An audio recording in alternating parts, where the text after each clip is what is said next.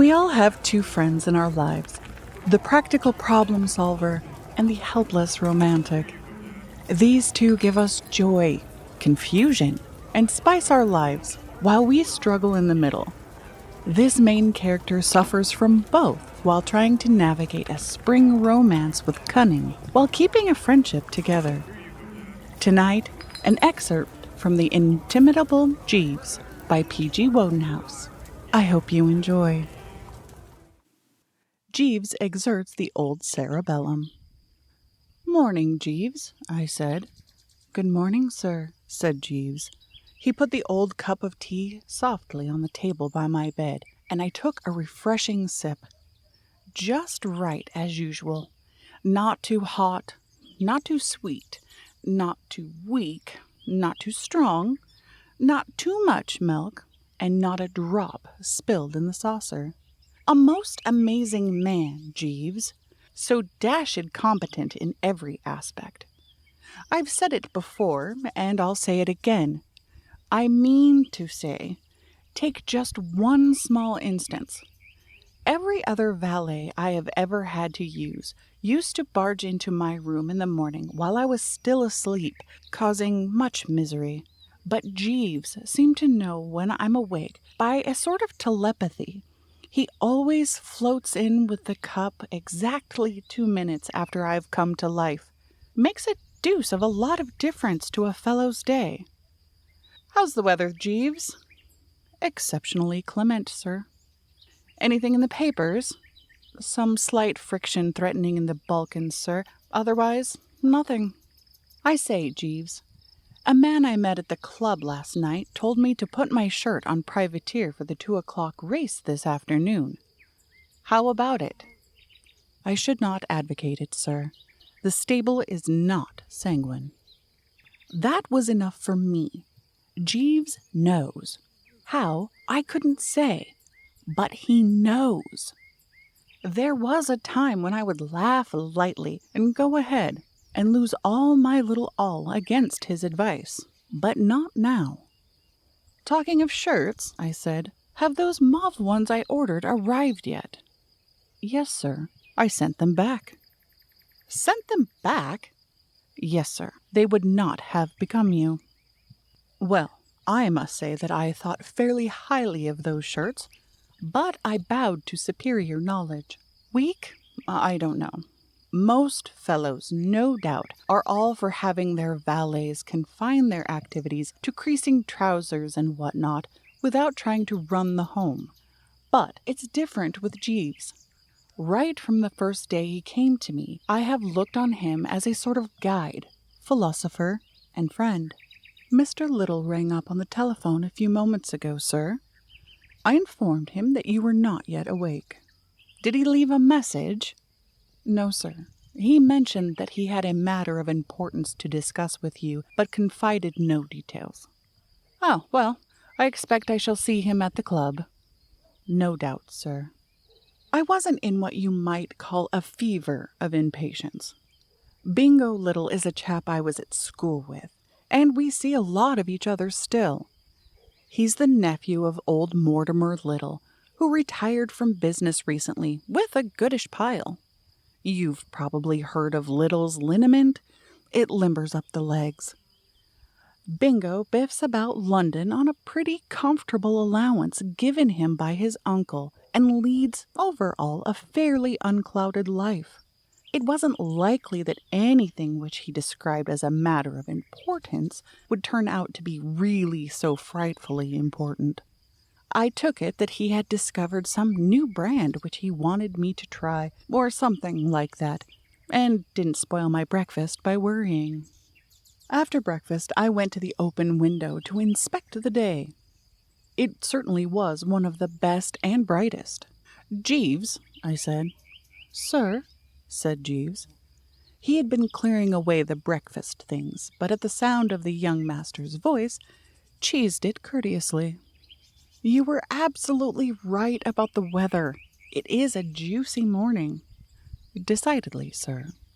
"Spring and all that." "Yes, sir."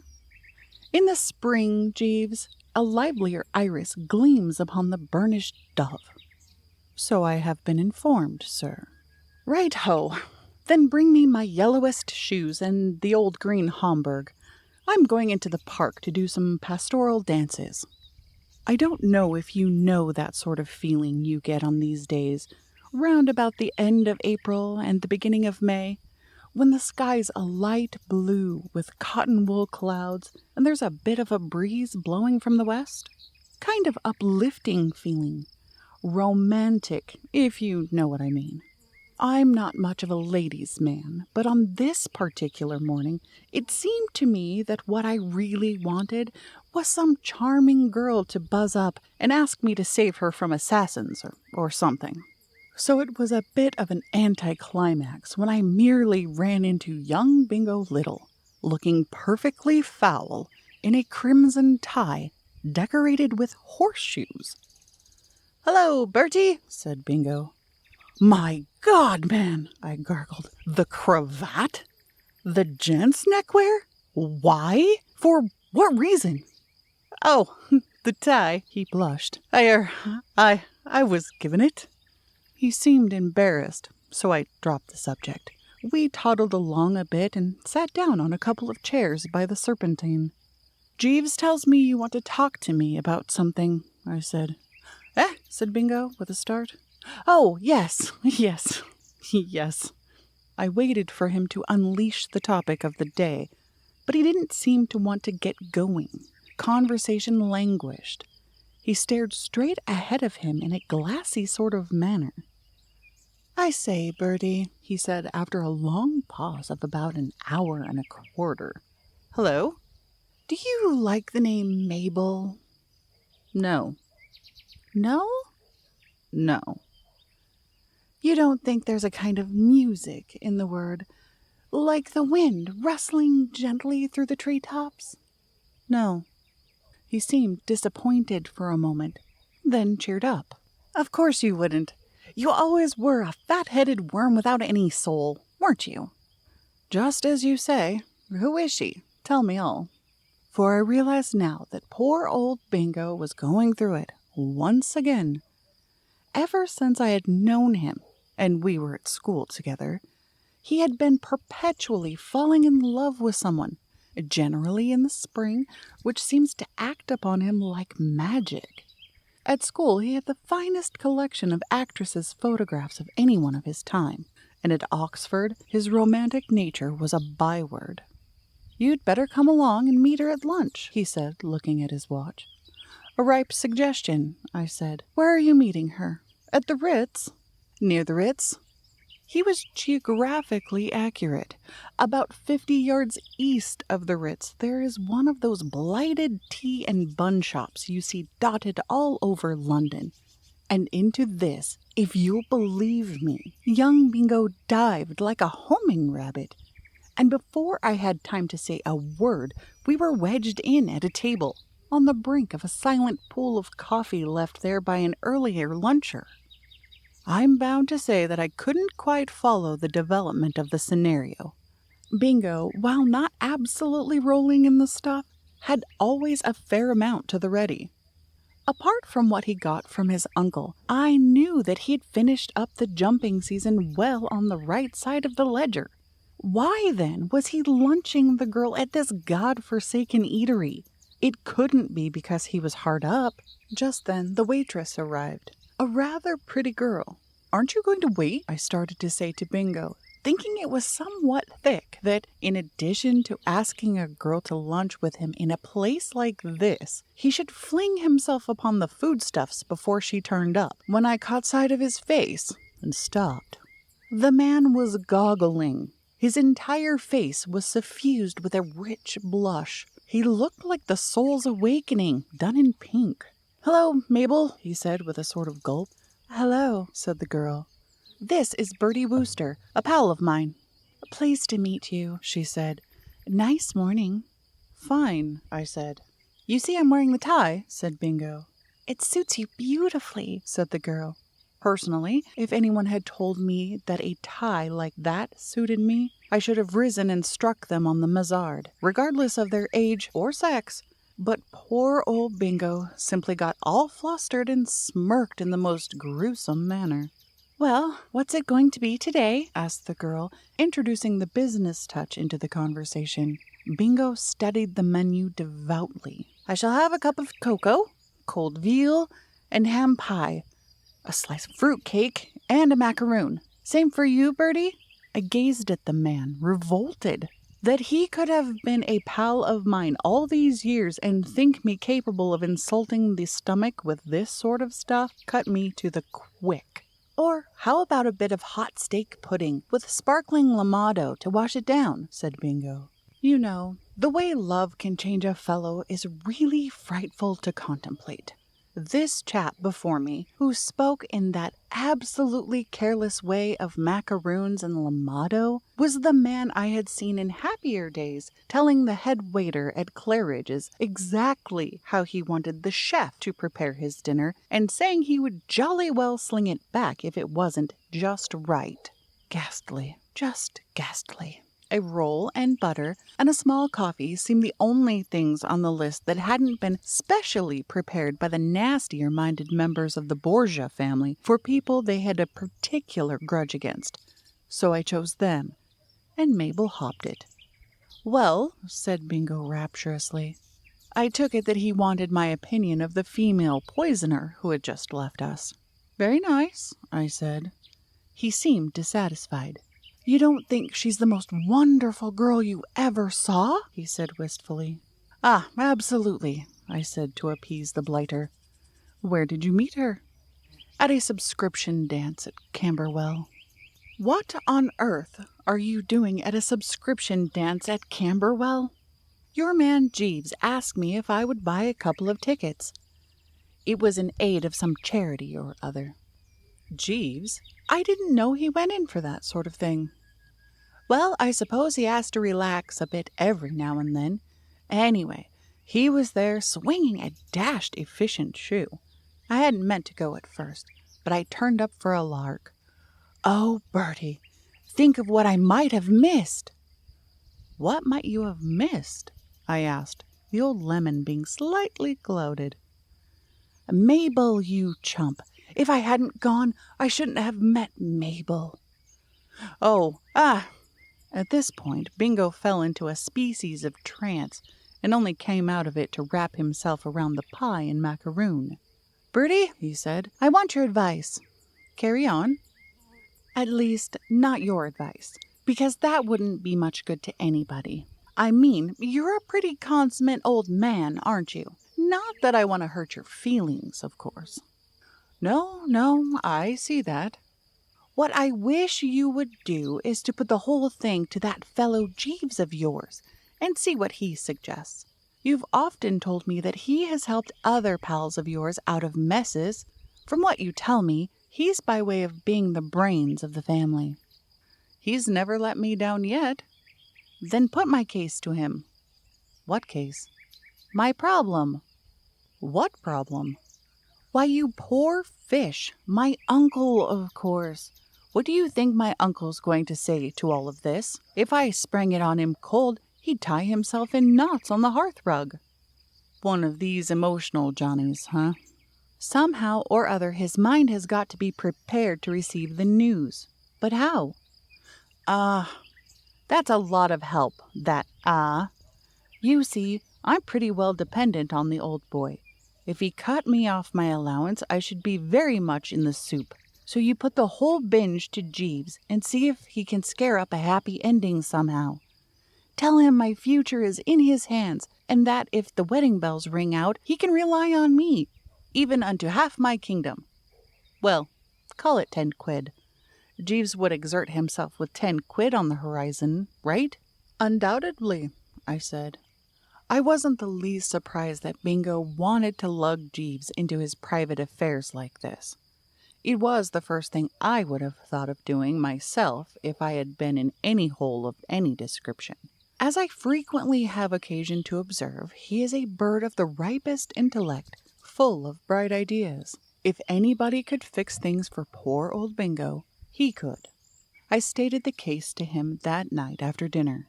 "Jeeves?" "Yes, sir." "Are you busy just now?" No, sir. I mean, not doing anything in particular. No, sir. It is my practice at this hour to read some improving book. But if you desire my service, this can easily be postponed or indeed abandoned altogether. Well, I want your advice. It's about Mr. Little. Young Mr. Little, sir, or the elder Mr. Little, his uncle, who lives in Pounceby Garden? Jeeves seemed to know everything. Most amazing thing. And yet I didn't remember ever having heard that his uncle lived anywhere in particular. How do you know he lived in Pounceby Gardens? I said. I am on terms of some intimacy with the elder Mr. Little's cook, sir. In fact, there is an understanding. I'm bound to say that this gave me a bit of a start. Somehow, I'd never thought of Jeeves going in for that sort of thing. Do you mean you're engaged? It may be said to amount to that, sir. Well, well. She is a remarkably excellent cook, sir, said Jeeves, as though he felt called on to give some explanation. What is it that you wish to ask me about Mr. Little? I sprang the details on him. And that's how the matter stands, Jeeves, I said.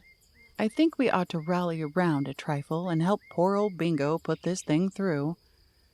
Tell me about Mr. Little. What sort of chap is he? A somewhat curious character, sir. Since retiring from business, he has become a great recluse, and now devotes himself almost entirely to the pleasures of the table. Greedy hog, you mean? I would not perhaps take the liberty of describing him in precisely those terms, sir. He is what is usually called a gourmet, very particular about what he eats, and for that reason sets a high value on Miss Watson's services. The cook? Yes, sir.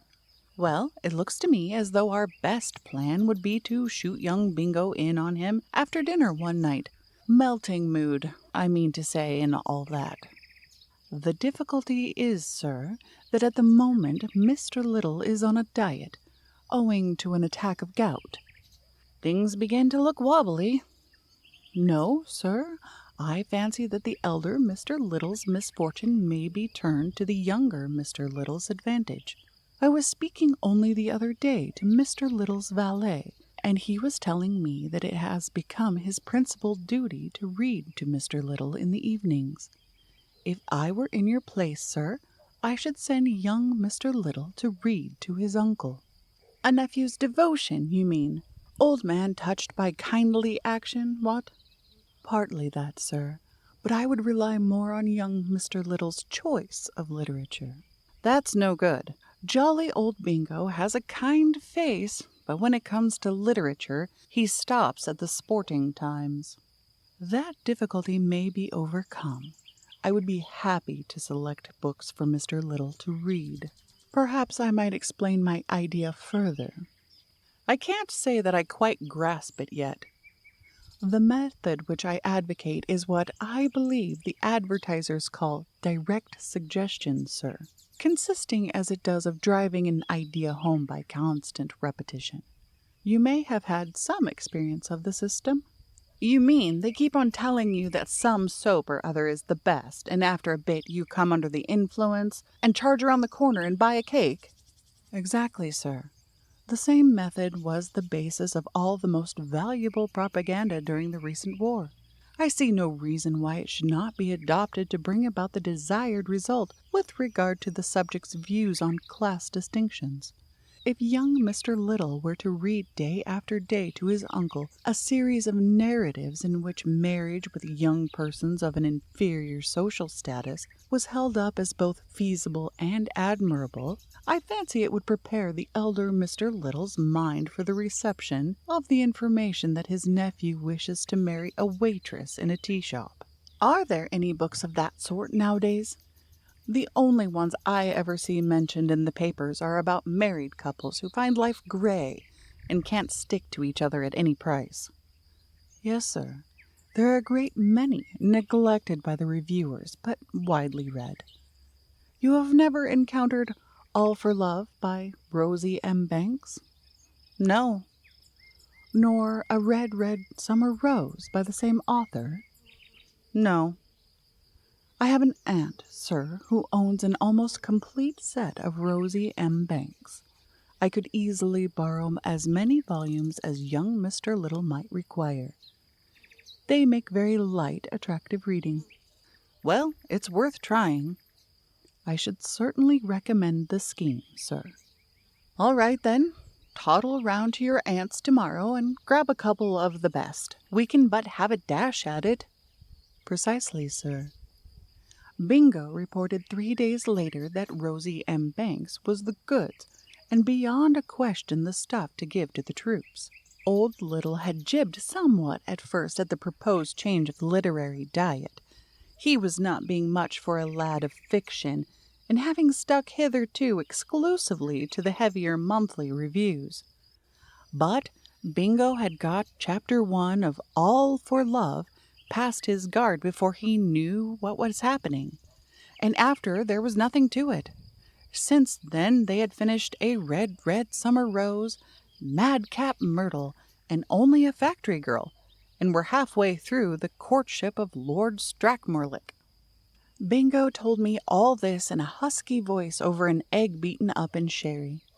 The only blot on this thing from his point of view that it wasn't doing a bit of good to the old vocal cords, which were beginning to show signs of cracking under the strain. He had been looking up his symptoms on the medical dictionary, and he thought he had got clergyman's throat. But against this you had to set the fact that he was making an undoubted hit with the right quarter, and also that after the evening's readings he always stayed on to dinner, and from what he told me, the dinners turned out by Old Little's cook had to be tasted to be believed. There were tears in the old blighter's eyes as he got on the subject of the clear soup.